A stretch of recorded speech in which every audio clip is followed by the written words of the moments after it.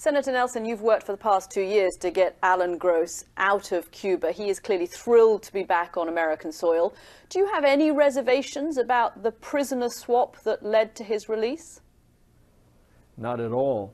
2 for 1. 2 Americans are back. One of them is clandestine. Alan's health was deteriorating.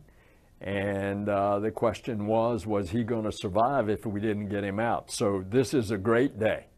And the normalization of relations now between Cuba and America that the president announced today, you welcome that too?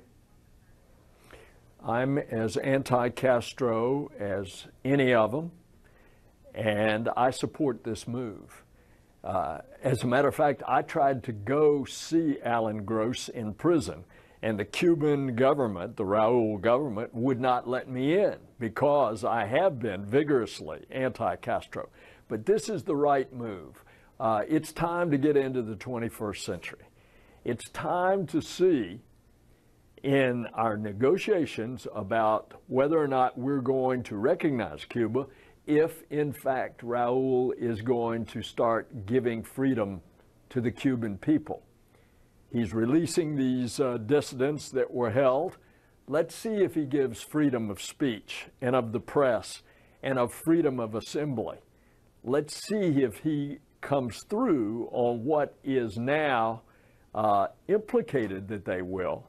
And if so, this will be a great step in the right direction. And Katty, at the end of the day, it will be an economic renaissance between Cuba and the United States, especially my state of Florida. Okay, well, your fellow senator from Florida, Marco Rubio, Republican, has been absolutely vociferously opposed to the president's new policy this morning. He says that all this will do is boost the Castro regime and will do nothing to ensure that human rights improve on the island. Well, we've said that, and I've said that over 50 years. But it's time to move on. Look at the condition of the economy in Cuba. They're in shambles. They used to be propped up, most recently by Venezuela.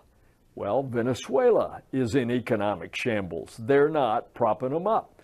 They used to be propped up by Russia. Well, Russia is in economic shambles. So they're not propping them up. So the timing was right, where Cuba needs a change. Now, we're going to see if that brutal police state, in fact, can change. And what if it doesn't, Senator? What if it doesn't? Then what? Well, then I think that's some question about our recognition of the Cuban government, or whether we would, had we put an ambassador there, whether we would recall the ambassador. Will your fellow members of Congress vote to lift the embargo and vote for the funds to fund an embassy there? At the end of the day, if Raul does what I have just said that he's going to have to show us that he does, give the Cuban people freedom, then I think the embargo will be lifted by a vote in the Congress. Senator Nelson joining me from Florida. Thank you so much. Thanks, Katty.